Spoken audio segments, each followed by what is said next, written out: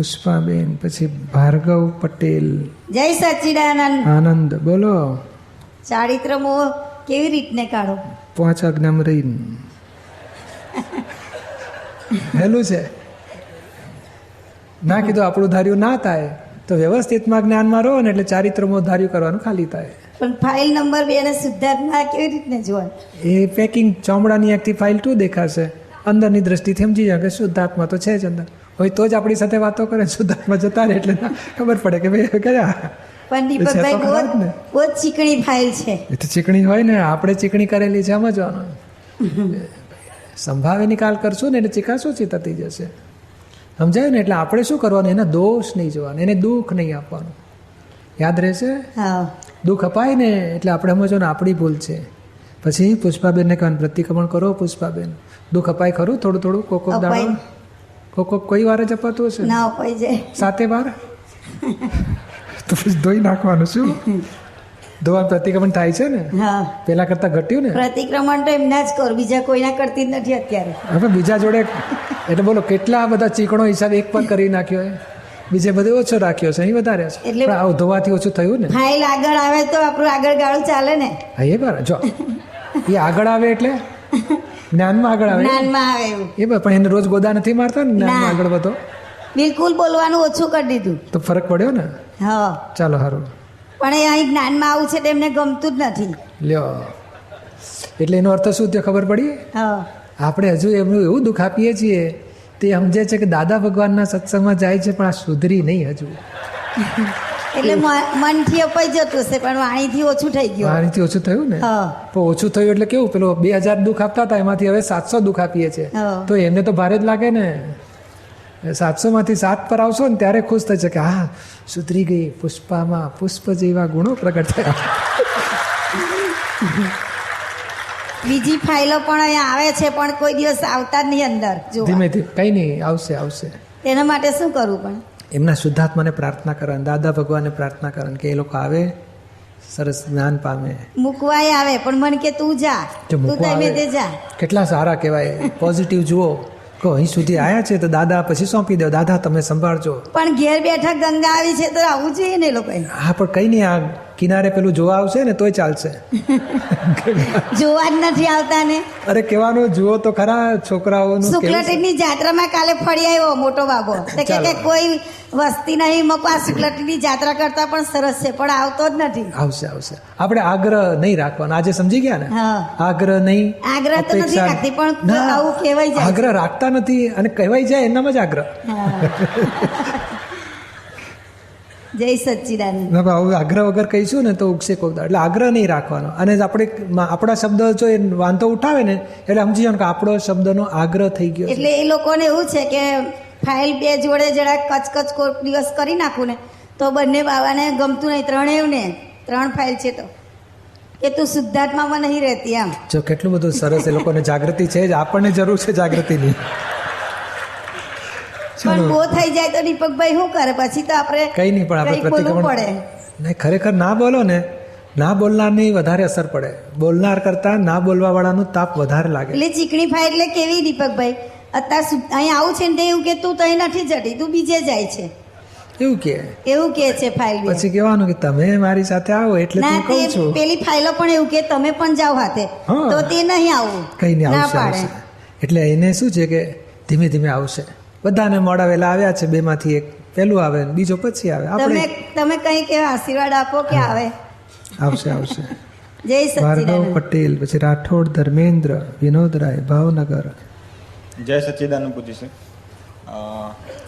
અક્રમ યુદ્ધ જે મેગેઝિન આવે છે એમાં દાદા ભગવાને લખેલું છે કે સિમંદર સ્વામીની મૂર્તિ જાણે પ્રત્યક્ષ સિમંદર સ્વામી હોય એ રીતે જ એમની સામે પ્રાર્થના કરવી કે હું તમારું શરણું લઉં છું અને મને મોક્ષ માર્ગે લઈ જાઓ. પણ જેવો ભાવ તમારા પ્રત્યે થાય છે એવો ભાવ સિમંદર સ્વામી કે દાદા ભગવાન પ્રત્યે નથી થતો. કદાચ પ્રત્યક્ષ એમને મળ્યા નથી એટલા માટે.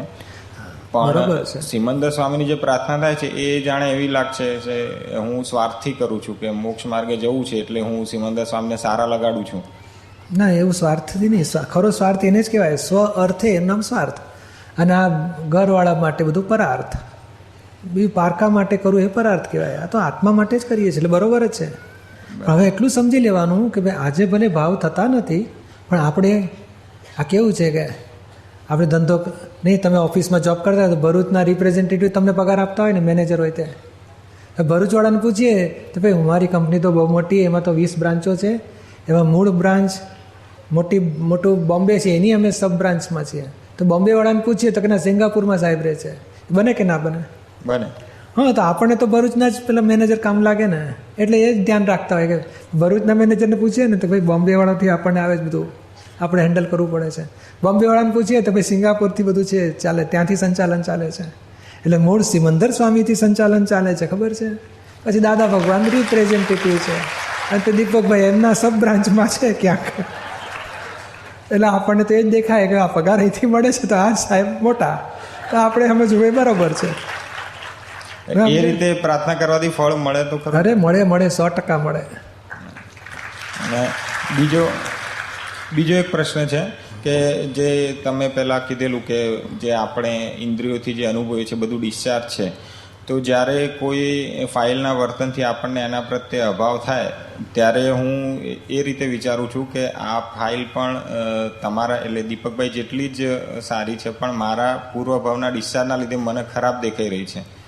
તો એ રીતે સમજાવીએ તો ચાલે? ભાર્ગવને સમજાવ. ભાર્ગવ આપણો હિસાબ છે, એમનો દોષ નથી. અને શુદ્ધાત્મા તો દાદા ભગવાન જેવા શુદ્ધાત્મા જ છે અંદર, ચોખ્ખા ચટ. આ ભરેલો માલ, અને તે નિમિત્ત આપણા હિસાબે વાંકો બોલે છે. એ માણસ બીજા માટે સારો છે, આપણી માટે વાંકો થાય છે આપણા કોઝિસના આધારે. એવું સમજાવો ને એટલે પછી સોલ્યુશન આવે. એટલે ભૂલ સામામાં નથી, આપણામાં છે. સામાને નિર્દોષ જોઈશું તો પોતાની ભૂલ જડશે, તો ખાલી થશે જ ભૂલો. સમજાય ને? બરોબર છે. એટલે આ રીતે સમજાવ્યા વગર સમ્યક દ્રષ્ટિ આવતી નથી, એટલા માટે ના ચાલે, આવું જ હોય બધાને માટે. આ જ છે. આ બહેનો શું કે મારા સાસુની અંદર નિરૂમાને હું બેસાડી દઉં છું, પછી નિરૂમાની સેવા કરતી હોઉં ને એવું કરું છું, ચાલે. અને એવી ભાવના રાખું છું કે એક એવો સમય આવશે કે જ્યારે મને આ મારા કયા પૂર્વભાવના ચાર્જનું રૂપે ડિસ્ચાર્જ મળ્યું છે એ મને એ વખતે જણાશે, તો એ રીતે ચાલે. શું ખાધું યાદ ના આવે ચાલે, ડિસ્ચાર્જ ચોખ્ખું કરી નાખીએ ને એટલે આપણે પેટ સાફ, ચોખ્ખું ચટ. આપણે શું ખાધું યાદ ના આવે એની ઇમ્પોર્ટન્સ નહીં મૂકવાની. ઇમ્પોર્ટન્ટ તો આ છે કે ભાઈ આ પુરાણ ગલન જુદી વસ્તુ છે ને, મારો ધ્યેય પ્રમાણે મારે ચાલવું છે. એટલે આપણા પુરુષાર્થ માટે જાગ્રત રહો. આ પુરાણ ગલનની બહુ વેલ્યુ ના મૂકશો. સમજાયું ને? બીજો એક નાનો પ્રશ્ન છે કે વિચારમાં જ્યારે અહંકારની સહી થાય ત્યારે જે ભાવ કહેવાય ને, ઓકે, એટલે પેલું વિચાર કહેવાય. વિચાર ખરેખર મન અધ્યવસન, મનની ગાંઠો ફૂટ્યા કરે છે, પરમાણુ દેખાડ્યા કરે છે, પછી અહંકાર વિચરે છે એટલે વિચાર કહેવાય. વિચર્યા પછી પોતે ચિંતન કરે કે ખરાબ છે કે સારું છે, મજા આવી, ત્યારે ભાવ ઉત્પન્ન થાય છે. ના એટલે મનમાં વિચાર આવે પણ આપણે એમાં એને જાણીએ કે આ ખોટું છે તો પછી એના પ્રતિક્રમણ કરવાની જરૂર નહીં. હા ચાલે, ખરી પડે પછી. પણ કોક માટે હોય ને તો પછી કેવું પડે ભાર્ગવભાઈ પ્રતિક્રમણ કરો. એ વ્યક્તિ માટે આખી એમને એમ ખરાબ સારા વિચાર આવ્યા કરતા હોય એને જ્ઞેય તરીકે રાખો તો ખરી પડે. બરોબર છે. Thank you. ધર્મેન્દ્ર રાઠોડ, પછી બેલાબેન દોશી. જય સચ્ચિદાનંદ પૂજ્યશ્રી. નવેમ્બરની આપતાવાણીમાં 70% દાદા 70% આજ્ઞા પાળવાનું કીધું છે. 70% આજ્ઞા પાળી ક્યારે કહેવાય? એ 100%ની વાત સમજાવી હતી ને તે દાડે હતા કે તમે હતા? બસ એ 100% પકડો ને 9 વખત ગાડીમાંથી ઉતારી પાડે, 9 વખત બેસાડે, એવું 9 વખત ધાર્યાથી ઊંધું થાય, એવું બધું દરેક પ્રસંગમાં 9 વખતનો હિસાબ બેસાડી જુઓ. પછી પ્રત્યેક જીવને શુદ્ધાત્મા તરીકે જોવાય, ચૂકવાનું જ નહીં. અને કોઈ ફાઇલ માટે અંદર રાગ કે દ્વેષ, વિષમ ભાવ ઉત્પન્ન થાય ને એટલે હજુ કાચું છે, સંભાવ જ રહેવો જોઈએ. એની માટે ખરાબ એ નહીં. એ ગમે તેવું ખરાબ કરે તો એ ભાવ ના બગડે. શુદ્ધાત્મા જ ભરેલો માલ ખાલી થાય છે. ગમે તેટલું માન આપે તો એ શુદ્ધાત્મા ભરેલો માલ ખાલી થાય છે. આ ફાઇલ 1નો હિસાબ પૂરો થાય છે, નિમિત્તનો દોષ નથી. એટલે એવું 100% આજ્ઞાનો ધ્યેય રાખીને ચાલો. જેટલું ઊંચું નીચું થાય છે એટલે કચાશો છે એને જો ઓળખો અને પ્રતિકોણ પ્રત્યાખ્યાન કરતા જશો, તેમ તેમ આગળની દશા આવશે.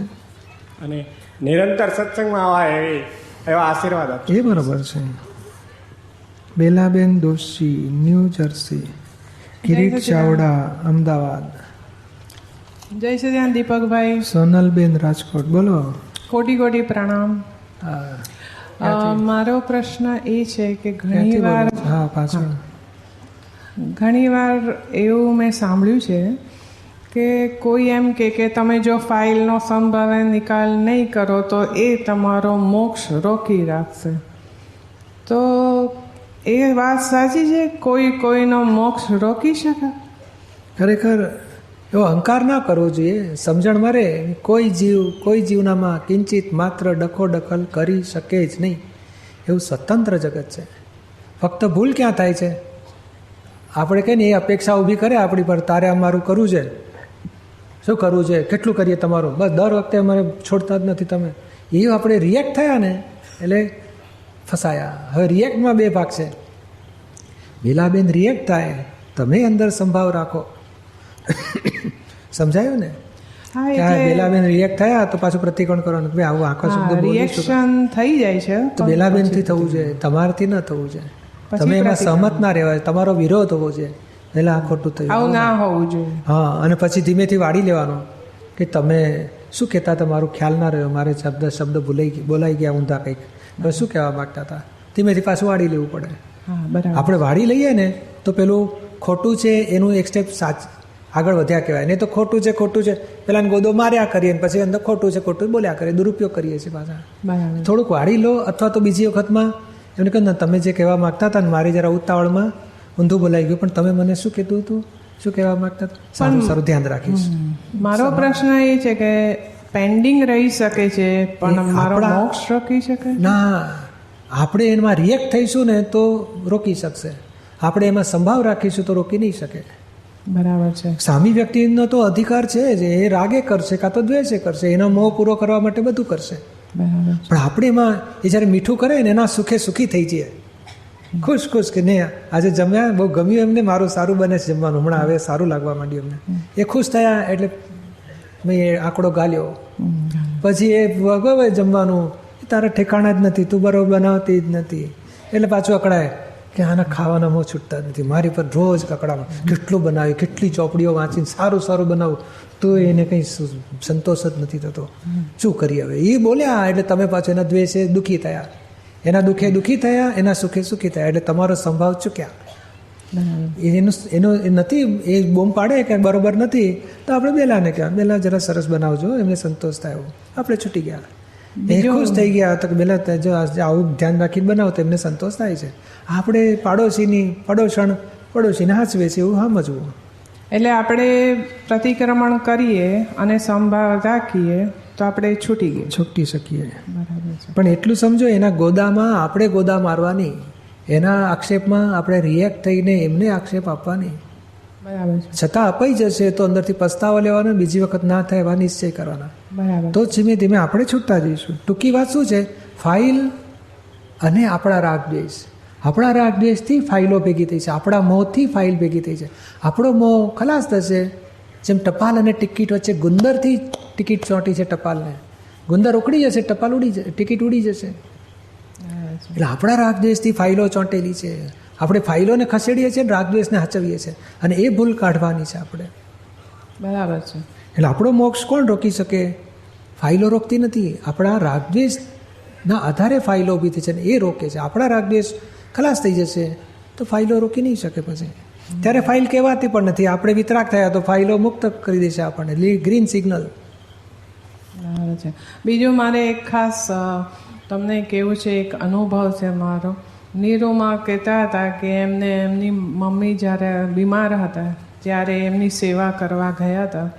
એ વાત સાંભળીને બેલાબેન પણ એમના મમ્મી જ્યારે બીમાર હતા ત્યારે સીધા અમેરિકાથી ફ્લાઇટ પકડીને એમની સેવામાં પહોંચી ગયા અને એમને છેલ્લા 2 દિવસ ચરણવિધિ સંભળાવી, એમને જ્ઞાન લીધું હતું. રાતના 10:30 મને કીધું કે મને ભગવાનનો ફોટો બતાડ. તમે દાદાનો ફોટો બતાડ્યો, સિમંદર સ્વામીનો ફોટો બતાડ્યો, ને સવારે 2 વાગે સમાધિ મરણમાં ગુજરી ગયા. બોલો કેટલું સરસ. હા, એમને આખી જીવનનો આ છેલ્લી ઘડીએ પરિણતિ ફેરફાર થઈ ગઈ. આપણા મહાત્મા હાજર થઈ જાય છે ને નજીકની વ્યક્તિઓ પાસે, આખો ભાવ એનો પરિવર્તન થઈ જાય, અને સિમંદર સ્વામીમાં અનુસંધાન થઈ જાય, એટલે મહાવિદ્ય ક્ષેત્રે જવાના પછી. એટલે એમને જ્યારે એ ગુજરી ગયા ત્યારે પણ એમને બાથ આપીને સાડી પહેરાવીને બધું બહાર મૂક્યા હતા. ને બધા આવે એ પહેલાં પણ બેલાબેને ચરણ વિધિ કરી એમને તો. એ બરાબર છે, સરસ. જય શ્રી કિરીટ ચાવડા, સોનલબેન રાજકોટ, કપિલ સુરત. જય સજાનંદીભાઈ, કે વિષય આ જે ખાવાનો મોંની વૃત્તિ છે ને જાગ્યા જ કરે ને એ પછી વૃત્તિઓ વિષયમાં પાડશે એટલે શું કહેવાય? શું નામ તારું? કપિલ. શેનું? એટલે ખાવાની વૃત્તિ છે ને આમ વૃત્તિ જાગ્યા જ કરે કે પણ એ વૃત્તિઓ પણ વિષયમાં પાડશે એમ. એટલે આપણે શું કહેવા માગીએ છીએ કે આમાં કેવું વૃત્તિઓ વિષયમાં પાડે એ મૂળ કાયદો નથી, પણ મૂળ એ છે કે એ વૃત્તિઓ વિષયનું સુખ લેવું છે આપણે, પછી ના મળે એટલે પછી વૃત્તિઓ ભૂખી થઈ છે, પછી કંઈક સુખ જોઈએ છે ને પછી એને આ ના મળે તો બીજું પછી વિષયમાં પડે. अब જેમ અપમાનથી બહુ દુઃખ થાય એટલે પછી બળતરાવતી એટલે ઠંડક ક્યાંથી મળશે? તો ક્યાંક વિષયમાંથી સુખ લે છે. આ ખાવાનો એક જાતનો વિષય કહેવાય, બીજો પુરુષ સ્ત્રી એ વિષય કહેવાય. જે ગમતામાં વૃત્તિ જતી રહે એવો કાયદો છે, જેમાં બિલીફ હોય ને કે આમાં મજા આવે છે. એ ઘણા તો લોભની ગાંઠ હોય ને તો બહુ અહીંયા દુઃખ પડે ને એટલે પછી કબાટ ખોલીને પૈસાની થપ્પી કાઢે, આપણે કેટલા છે ગણીએ, પછી યાદ કરે મારા પેલી બેંકમાં કેટલા છે, 3 લાખ, અહીંયા 11 લાખ છે, 11 ને 3 14 થયા, તો બીજા 7 શેમાં છે, હા પેલી બેંક, એ બધું પછી એમાં મજા આવે ને ગણતરી કર્યા કરે. એટલે એને સુખ શેમાં છે એમાં વૃત્તિઓ પછી રમણતા કરે. આ દુઃખ પડ્યું ને એટલે પેલી સુખમાં જાય છે. હવે દુઃખ કેમ પડે છે? કારણ આપણા કષાયો દુઃખ આપે છે. અહીંયા ખાવામાં કષાય ઊભો થાય છે, લોભ, લાલચ, સુખ વૃત્તિ બધી. એ કષાયની બળતરા પછી બીજા વિષયમાં પાડશે. એટલે ઉપાય શું કરવાનો કે જે વખતે ના ગમતું થાય ને ત્યારે મેં અકળામણ થાય ને એને જ જ્ઞાનથી ચોખ્ખી કરવાની. કે બન્યું એ વ્યવસ્થિત ફાઇલ છે, સંભાવે નિકાલ કરો. 30 દિવસમાં 10 દિવસ સારું આવશે ને 20 દિવસ કાચું પાકું, તો કે આપણે સમજી લેવાનું કે ભાઈ ઈચ્છા પૂરો કરો. 20માંથી 18 દિવસ થશે, 15 દિવસ થશે, 5 દિવસ થશે, પછી બધો હિસાબ પૂરો થશે. ના ભાવતું ખાવાનું રહેતું જ નથી, એને પછી કોઈ દુઃખા રહેશે જ નહીં. ના ભાવતાનો સંભાવે નિકાલ કરો, એટલે હિસાબ પૂરો કરો. એ કષાય હિસાબમાં કષાયો આપણને અપસેટ કરે છે, મજા જ ના આવી. હોટલમાં જઈશું ખાઈશું, ભાઈ હોટલમાં પછી રાગથી ખાય, ઘરમાં ના ભાવતું દ્વેષથી ખસેડે. એ રાગદ્વેષ એ પછી બળતરા કહેવાય છે, અને એ બળતરા પછી વિષયમાં પાડે આપણને. અને બીજું કે સિંગર બનવાનું બહુ મોહ કરે. આ મોહ માટે કેટલી સહીનો કરી નાખી છે, પણ મ્યુઝિકને સાંભળવામાં પણ કેટલી શક્તિ વેડફાઈ પણ ગઈ છે. હા, તો દાદાના પદો ગાવ ને સરસ શિબિરમાં, સત્સંગમાં, એમાં આપણે આપો સહયોગ, નહીં ગવાય ને. એ તો આમાં જો ઇન્ટરેસ્ટ બહુ છે સિંગર દાદાના પદમાં, તો આમ હા, તો એમાં જ વાળી લેવાનું. શું બહારમાં જઈશું ને તો બધું લોકો મુશ્કેલી મૂકશે આપણને એ દિશા ન હોય, આપણી ફાવશે નહીં એ બધું પોલિટિકલમાં.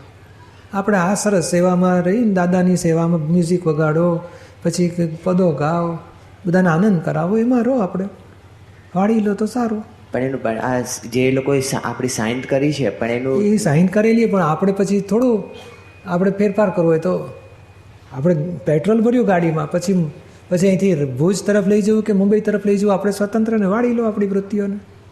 પેટ્રોલ તો ભર્યું છે, પછી ગાડી ચાલવાની છે તો આપણે વાળી લીધું. અડાલજ જ લઈ લો, ચાલો શિબિરમાં જવાશે, એવું આપણે વાળી લઈએ. શું?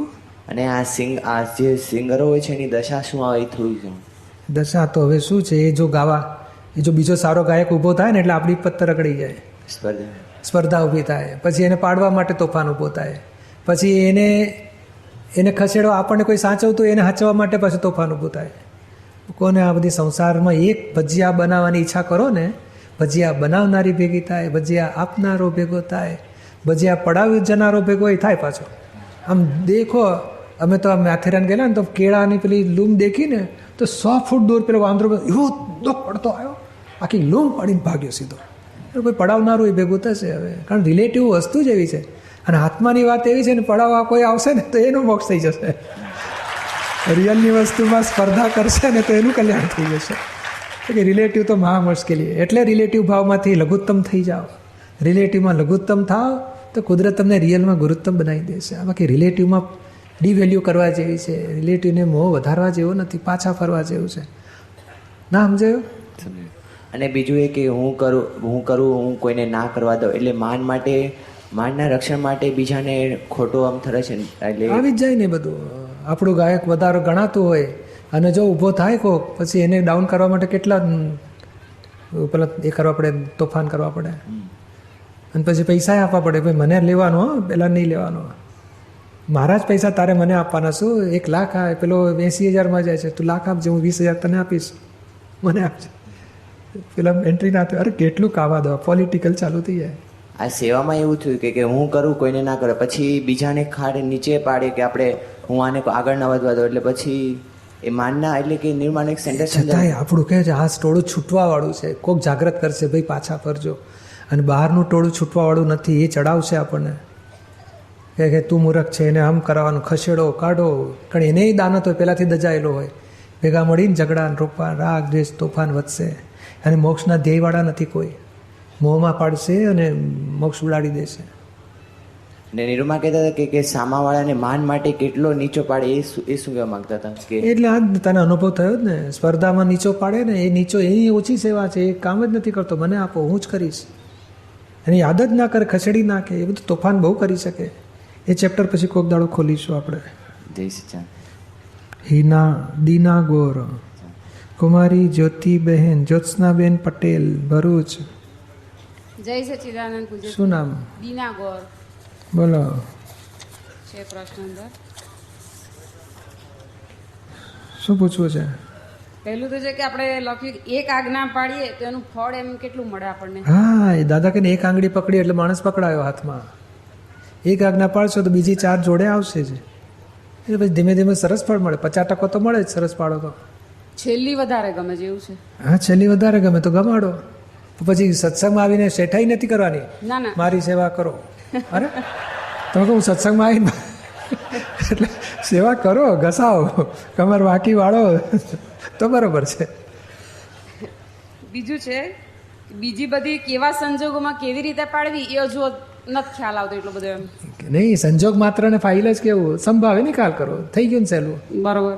તો આપણે અંદર એવું બોલવું પડે કે આ ફાઇલ કે સમજવાનું હોય ખાલી? એ સમજવાનું એટલે શું, તમે બોલો ને મનમાં જ, એટલે અંદર કે આ ફાઇલ આવી છે, સંભાવે નિકાલ કરો. એટલે અંદર જ જાગૃતિ રાખવાની, એ અંદર જાગૃતિ હાજર થવી જોઈએ. જેમ પેલો આયો ઉપાધિ કરાવશે એવું બુદ્ધિ જ્ઞાન ઊભું થાય છે, તો આપણે અંદર જાગૃત જ્ઞાન થવું જોઈએ. ફાઇલ આવી છે, સંભાવે નિકાલ કરશે. એને ખસેડવું નથી. બુદ્ધિ કે એને ખસેડો તો આપણે ભાગી જાઓ, તો કે નહીં, જે છે હવે આવી જવા દો, પૂરું કરીએ આપણે. ત્યારે એ જ્ઞાન એ પ્રજ્ઞા જ્ઞાન કહેવાય છે, અને એ જાગ્રત જ્ઞાન કહેવાય. પેલું કશાઈ જ્ઞાન, બુદ્ધિ જ્ઞાન કહેવાય. એ ઊભું થયા જ કરે નિમિત્તના આધારે. આપણે જાગ્રત જ્ઞાન હાજર રાખો. દાદામાં જે શક્તિ ઉત્પન્ન થઈ તે જ વ્યવસ્થિત શક્તિ કહેવાય? ના, એ નહીં, એ તો પ્રજ્ઞા શક્તિ કહેવાય. એટલે બેઉ જ દાદાની આ તો પૂતગલ શક્તિ, એને વ્યવસ્થિત શક્તિ કહેવાય, અને આ જ્ઞાન શક્તિ એને પ્રજ્ઞા શક્તિ કહેવાય. જય સચ્ચિદાનંદ. કિરીટ ચાવડા, મંગળદાસ, જીવાભાઈ પરમાર, નવાનગર. શું નામ? જય સચ્ચિદાનંદ. જ્યોત્સના પટેલ. બોલો. જાગૃતિ સતત ન રહે તો શું કર્મ બંધાય? ના બંધાય. પ્રતીતિ તો નિરંતર રહે છે આપણને, એટલે કર્મ બંધાતું નથી. તમે ખરેખર જ્યોત્સનાબેન કે ખરેખર શુદ્ધાત્મા? શુદ્ધાત્મા. તો એ જે દ્રષ્ટિ છે ને, એ બિલીફ બદલાઈ કહેવાય ને, એ કર્મ બંધાવા ન દે. એવું હું શુદ્ધાત્મા છું અને વ્યવસ્થિત કરતા, આ બે બિલીફ બદલાવાથી કર્મ બંધાતો અટક્યો. હવે જાગૃતિમાં ન રહેવાથી એ થોડુંક આપણને આનંદ ઓછો થઈ જશે, ભોગવટ આપશે. જાગૃતિ ગોઠવશો તો ધીમે ધીમે કર્મ ઓછું થતું જશે, આપણને નિરાકુરતા આનંદ વધતો જશે. સમજાયું ને? હા. જય સચ્ચિદાનંદ.